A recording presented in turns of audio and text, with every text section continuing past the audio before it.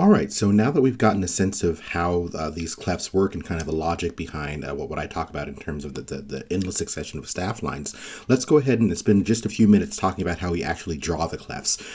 It's important that we draw the clefs in a way that highlights the note that they're intended to refer to, right? So the C clefs centering on the C line, the G clef, the treble clefs centering on G above middle C, and then the bass clef centering on F below middle C. So let's go ahead and I'll show you those one at a time. Let's start with the treble clef first. I'll show you how I draw, then I'll show you another couple of methods, but then we'll narrow in on what's really important. So here's how I draw the treble clef. I tend to start at the very bottom with the tail, which I then draw straight up through the staff. I curve around that top line, and then I make sure to wrap the larger loop at the bottom around the G. Okay, so that's one way of drawing it. I've seen it done this way as well, where folks will start with just a straight line down here, and then they'll do that upper loop here, and then they'll allow it to sit on that bottom line and loop it that way. Either one of these is totally acceptable, okay? But in both cases, the commonality, the important feature, is that you have this lower loop, or swirl, or whatever you want to call it, encircling the G above middle C. So that's really, really important. Now, there's no rule saying that the clefs have to necessarily look pretty. As long as they accomplish their job of encircling or highlighting that note that's important to the definition of the clef, then it's going to work. So you can have a treble clef, theoretically, that look really, really strange, a little too big at the top. But if you see, I've still got this loop circling G above middle C, okay? This is like disproportionately large and maybe kind of strange looking to some of us, but this isn't the important part of the clef. This weird little hooking thing down here where the tail would be isn't the important part of the clef. The important part of the clef is really, really clear right here. Okay, so something like that would be preferable to a clef that might look, a little more traditional. But as you can see, it encircles two different lines, right? So it's not necessarily clear which of those is supposed to be G. So this isn't really that helpful for us. Okay, so now moving on to the bass clef.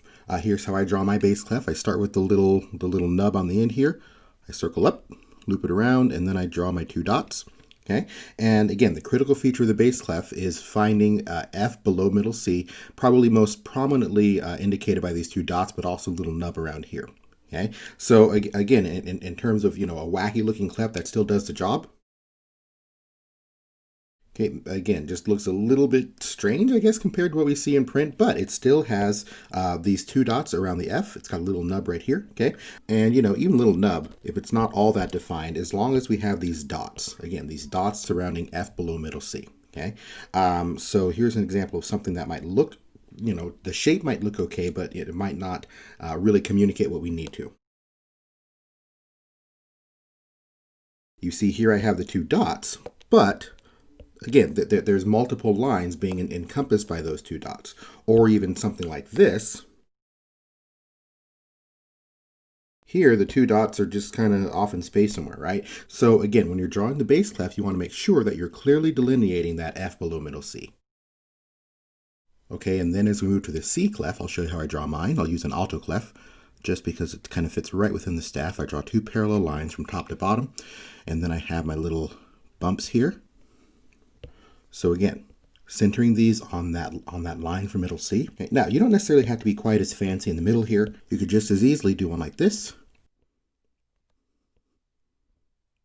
Okay, that communicates the same information. In fact, sometimes you'll even see the clef looking more like this, where it's almost just kind of a stylized K looking sort of a thing. And that's fine, again, because we are centering on that middle C.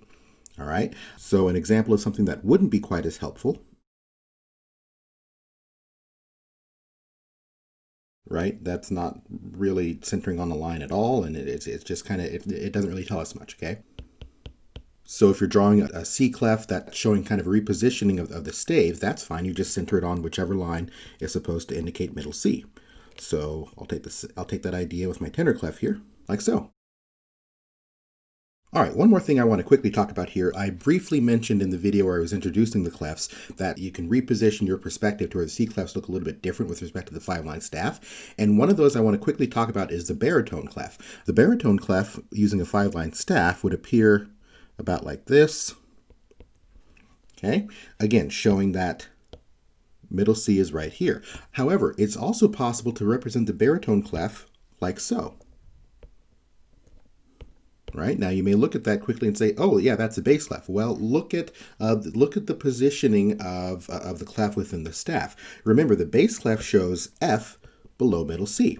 So, depending on the publisher, depending on the composer, whomever it is, you might see the baritone clef represented either with a C clef or with an F clef. And again, just to prove it, let's go ahead and count our way between the clefs. So the baritone clef shows us where middle C is. Okay, if I carry that over here, if that's C on that line, then the space below that is B, A, G, and sure enough, F.